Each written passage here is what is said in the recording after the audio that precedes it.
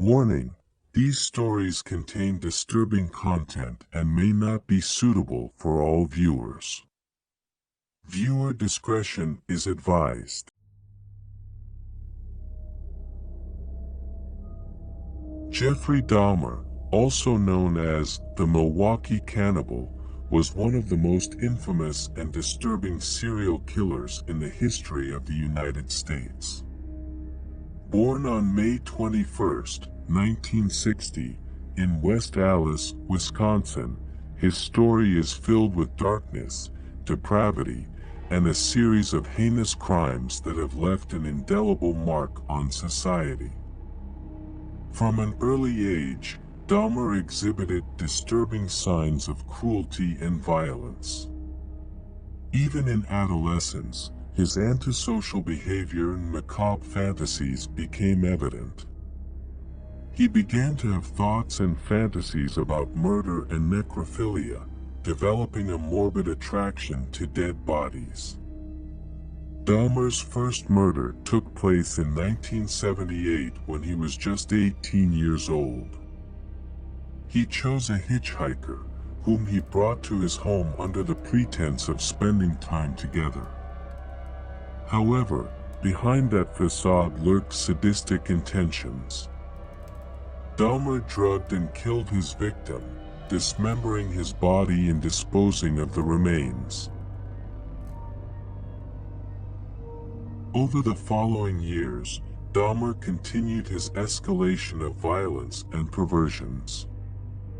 His crimes included rape, murder, necrophilia, and cannibalism. He primarily targeted young men, many of whom were marginalized or in vulnerable situations, luring them to his apartment with the promise of money, alcohol, or companionship. Once there, he drugged them and subjected them to extreme torture before taking their lives. Dahmer's apartment became a chilling crime scene where he captured and subdued his victims. He photographed the men while they were still alive and even after he had killed them. He kept parts of their bodies as trophies and conducted macabre experiments in an attempt to create submissive zombies through chemical lobotomy. Dahmer's killing spree came to an end in 1991 when one of his potential future survivors managed to escape from his apartment and sought help. The police responded and discovered overwhelming evidence of Dahmer's crimes. In total, the remains of 11 men were found in his apartment. Dahmer was arrested and faced a highly publicized trial. During the proceedings, he admitted to committing the murders and described the horrifying details of his crimes. He was found guilty of 15 murders and sentenced to 16 consecutive life terms. However, Jeffrey Dahmer's story did not end in prison. In 1994, he was killed by another inmate at the Portage prison where he was serving his sentence. His death marked the end of the life of one of the most notorious and disturbing serial killers in history. The story of Jeffrey Dahmer continues to be studied and debated in the field of criminal psychology.